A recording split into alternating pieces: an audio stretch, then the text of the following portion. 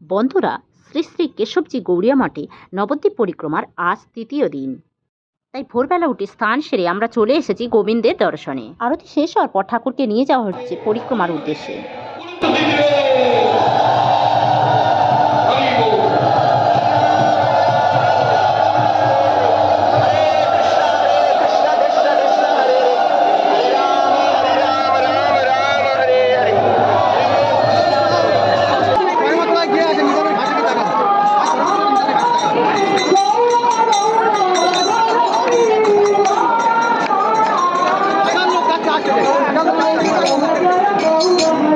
আমরা চলে এসেছি স্বরূপগঞ্জের ঘাটে। খেয়া পার করে বেশ কিছুটা হাঁটলেই পৌঁছে যাব সুরভিকুঞ্জে।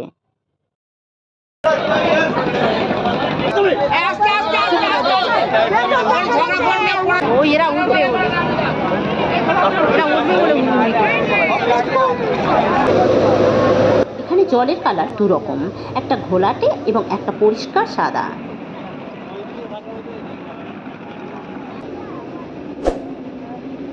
ওই যে দেখা যাচ্ছে ওটা মায়াপুরে যাওয়ার ঘাট।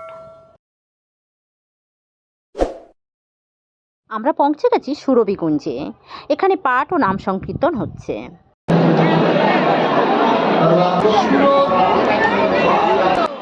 এখন ঠাকুর ঢুকছে ভক্তি বিনোদ ঠাকুরের ভজন কুটিরে। এখানে কিছুক্ষণ পাঠ ও নাম সংকীর্তন হবে।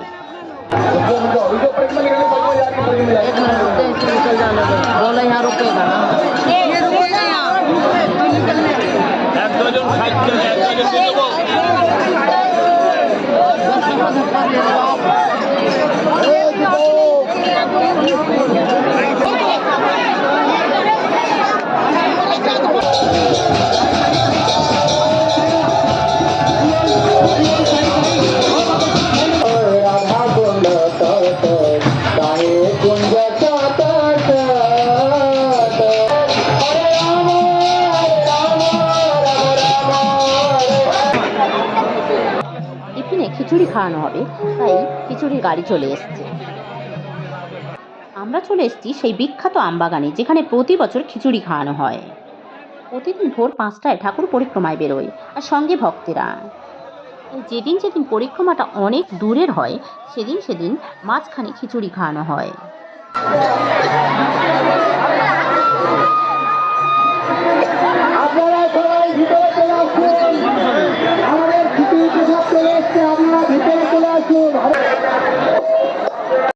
ঠাকুর যাবে হরিহর ক্ষেত্রে, তাই খিচুড়ি খাওয়া শেষ করে আমরা হাঁটতে শুরু করেছি।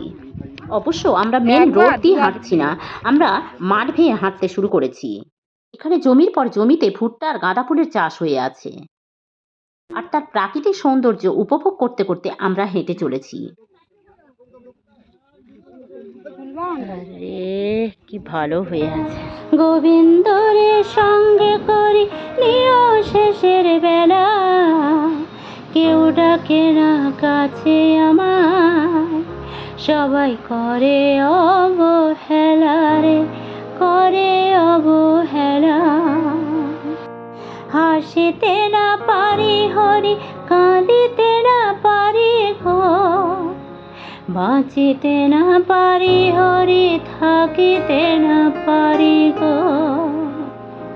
কোথায় হরি প্রাণের হরি, আইসো তাড়াতাড়ি গো। কোথায় হরি প্রাণের হরি, আইসো তাড়াতাড়ি গো। হরি বিনু মরিতে না পারি গো। আমরা পৌঁছে গেছি হরিহর ক্ষেত্রে।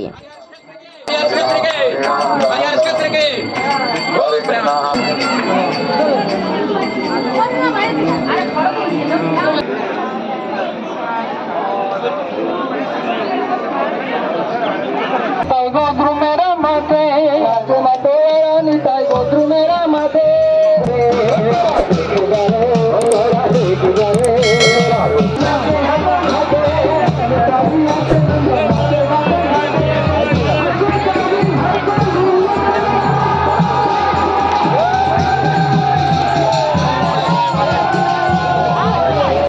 ভক্তেরা নিজেদের ক্ষমতা অনুযায়ী আখের রস, ডাবের জল ঠাকুরকে খেতে দিচ্ছে, আর ঠাকুরকে পাখার বাতাস করা হচ্ছে।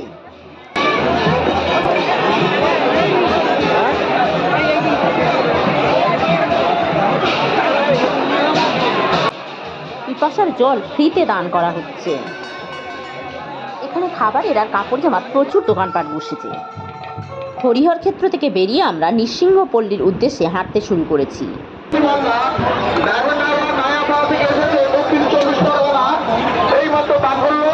এখন আমাদের ঠাকুর পৌঁছে গেছে নৃসিংহপল্লীতে। এখানে নিয়ম আছে এই পুকুরে স্নান সেরে পূজা দিতে হয়। আমি অবশ্য স্নান করবো না, তাই মাথায় একটু জল ছিটিয়ে দিয়েছি।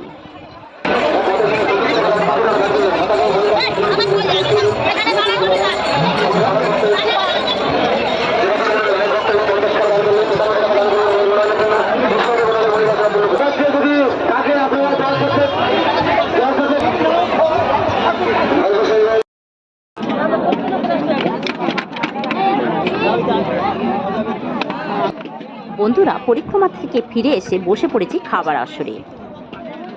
গরম গরম ভাতও এসে গেছে। এতটা রাস্তা পরিক্রমা করে আসার পর খিদেও তো ভীষণ পেয়েছে।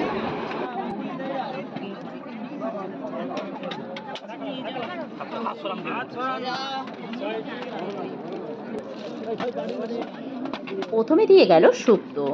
ডাঁটা, আলু, কলা, বড়ি দিয়ে সুন্দর করে বানিয়েছে। দেখতে যেমন সুন্দর হয়েছে, খেতেও খুব ভালো হয়েছে। একদম গরম গরম ভাত আর তার সঙ্গে শুক্তো খেতে ভীষণ ভালো লাগছে। এখন দিয়ে গেল সয়াবিন আলুর তরকারি।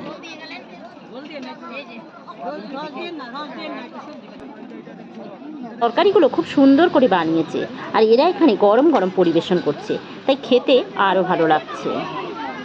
আর ভগবানের প্রসাদের স্বাদ সবসময় একটু অন্যরকমই হয়।